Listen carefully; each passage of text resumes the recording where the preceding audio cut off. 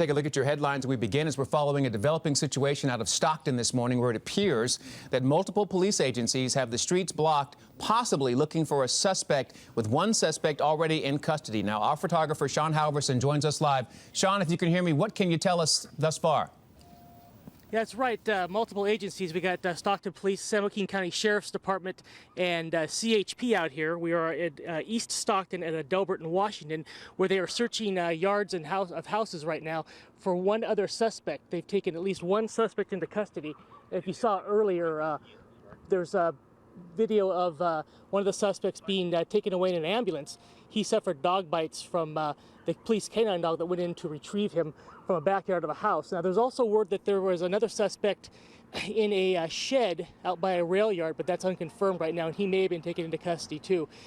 Police are on high alert right now because there's speculation that there may be a weapon involved. They think there may be a handgun that was not retrieved from a vehicle that they were looking for earlier. But back here live, you see the East Stockton neighborhood, and it's on lockdown right now for about 4 or 5 city blocks. So we'll be out here keeping an eye on this, and back to you. Hey, Sean, hold on. I have a question for you. I hope you can hear me, because I didn't really get any idea what precipitated this whole thing. Were there reports of, were there shots fired? Were there reports of suspects running? Like, how do they even get tipped off to this?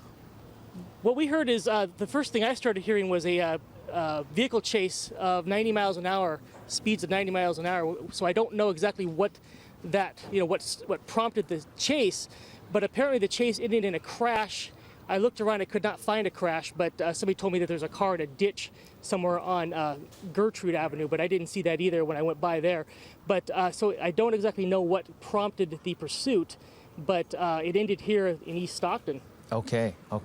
That is our photographer, Sean Halverson, live on the scene in Stockton this morning, still scraping together details from this situation, as they do appear to have one suspect in custody, and they appear to be looking for another, as multiple police units are there in Stockton, in the eastern part of Stockton this morning. We'll continue to check on the situation. Sean will be there, and as soon as we have more details, we'll pass it along to you on this Tuesday morning. Also, fire crews investigating a fire that completely destroyed a motorhome this morning in Sacramento. The motorhome was on Elvis Avenue. That's near Folsom Boulevard, on the other side of the railroad tracks near Sac State University. Fire crews worked quickly to stop the fire from spreading to a nearby wooden structure. And the man who owned the motorhome, well, he also believes this fire may have been intentionally set by a woman that he knows. I keep calling the police because she's here on a daily basis. And this morning I got up and I saw her exiting the place, and then looked over, and my motorhome was on fire, and it was too involved for me to put it out with a hose. Well, at this time, investigators are looking into the exact cause of that fire. Well, more than 90 people in Sacramento are still without power after a car crashed into a power pole earlier this morning. The driver was reportedly speeding down El Camino Avenue when they crashed into the pole around 4 a.m. this morning. The power pole was severed, and power was knocked out to nearly 400 people. Here's what a neighbor who saw the accident had to say. I was getting ready to leave for work. I heard a car coming down the lane. I heard a bunch of screeching, and then I heard a big crash into the power pole. Took the power pole out. The 30-year-old male driver has been charged with driving under the influence of drugs, and he suffered major leg injuries. According to the SMUD website, power should be restored to the customers affected by 9 a.m. this morning. Well, UPS wants you to have a happy holiday season, and thousands of Cleveland Cavalier fans plan to give LeBron James a warm welcome home. Here's a look at those stories and others to get your day going in 60 seconds. It only took a matter of hours for fans to claim tickets to a homecoming event for LeBron James. The free show is next month in James' hometown of Akron, Ohio. And airlines have scored a big victory. The House passed a bill that lets airlines display the base price of their airfares before taxes and fees. Consumer groups say that practice is misleading. And the FAA wants to hit Southwest Airlines with a $12 million fine. The agency says Southwest failed to follow proper procedures for repairs on some of its Boeing 737 jets beginning in 2006. And a new study shows that 1 in 3 Americans are in debt.